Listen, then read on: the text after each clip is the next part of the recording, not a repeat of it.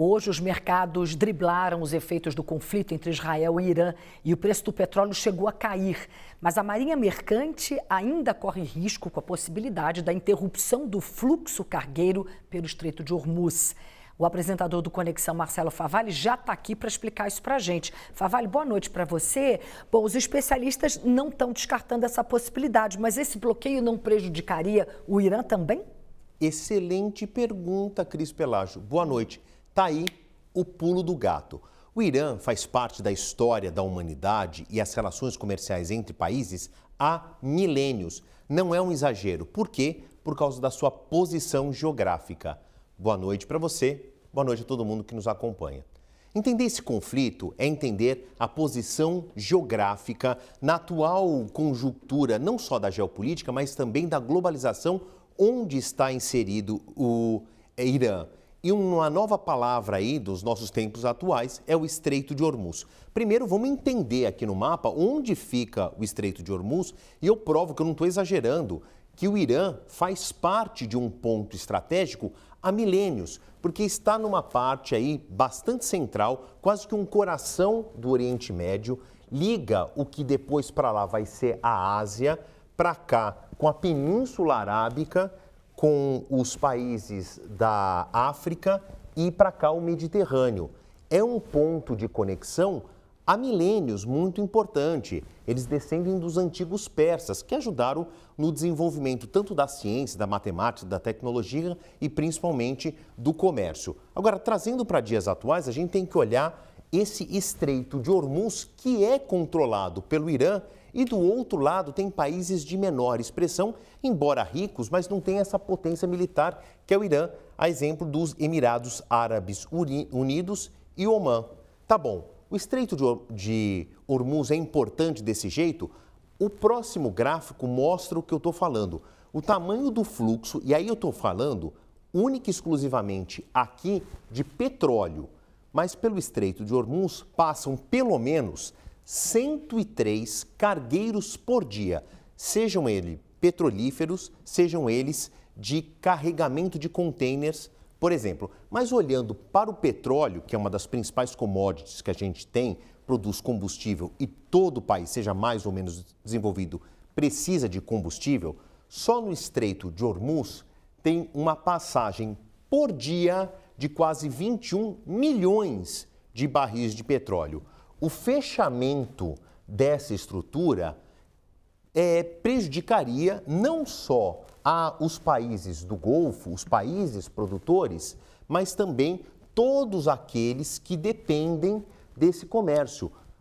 Está aqui, produzir petróleo não é uma garantia de riqueza. A garantia de riqueza é vender o petróleo excedente que você tem nas suas reservas. E repito, além disso, existe um tráfego de containers tirando os petrolíferos. Ah, mas tudo bem, o Irã não pode ser prejudicado ele mesmo por esse eventual bloqueio na passagem de Hormuz?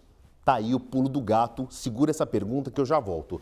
Eu quero mostrar no próximo gráfico a importância da produção do petróleo nessa região. Tá aqui, olha, o petróleo que passa pelo chamado Estreito de Hormuz, por origem, da onde sai e para onde vai. Irã, pouco, né? Vocês vão entender por quê. A Arábia Saudita, 42% do que os sauditas produzem passam pelo Estreito de Hormuz, os Emirados Árabes Unidos, depois Iraque, Kuwait e o Catar. Mas o Irã, que controla o Estreito, não é tão importante? Calma que eu chego lá. Esse aqui é o petróleo de origem. Vamos ver o destino, um eventual fechamento daquela estrutura, quem prejudicaria? Aqui são os que vendem. Vamos ver os que compram. Próxima arte, por favor.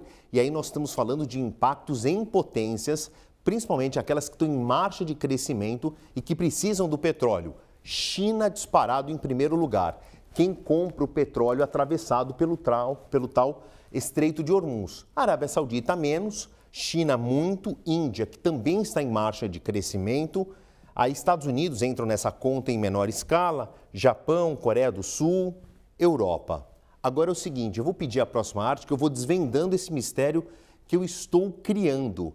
Voltando para o Irã, para o tal Estreito de Hormuz, o Irã, o atual governo, já sabe há muito tempo que esta passagem mercante é importante para eles mesmos, para atravessarem o seu próprio petróleo.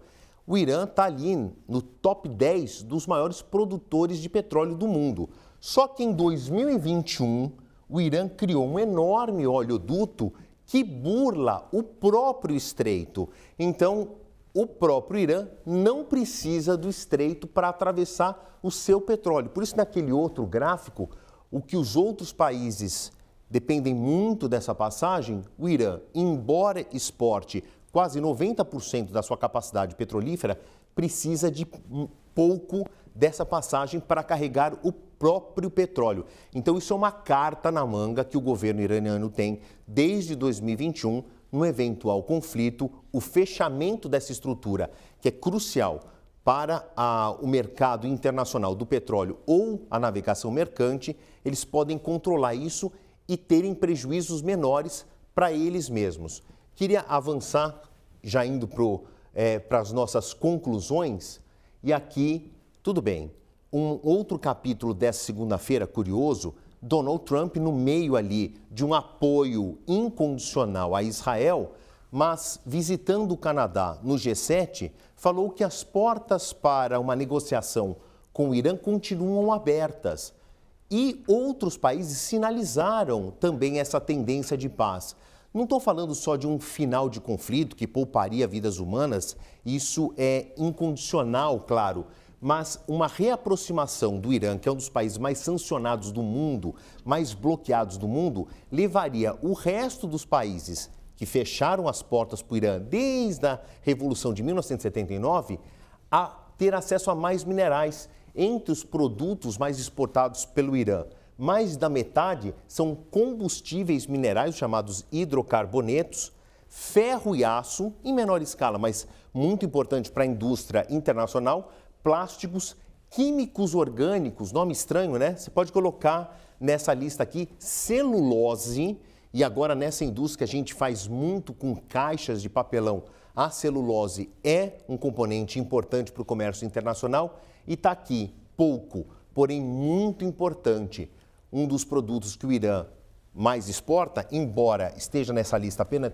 em 3,6%, fertilizantes. E são poucos países no mundo que vendem fertilizantes e todo o resto do planeta compra fertilizantes. Só que a este comércio poucos países têm acesso. Uma abertura de comercialização com o Irã nos moldes que foi até 1978, teria esta enorme vantagem.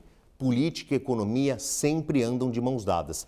Embora haja uma guerra, sempre tem uma porta aberta para uma reconciliação e aqui estão as explicações. Cris Pelágio, a política internacional é sempre vista como um tabuleiro de xadrez. Exatamente. Obrigada, te chamo já já. Até já.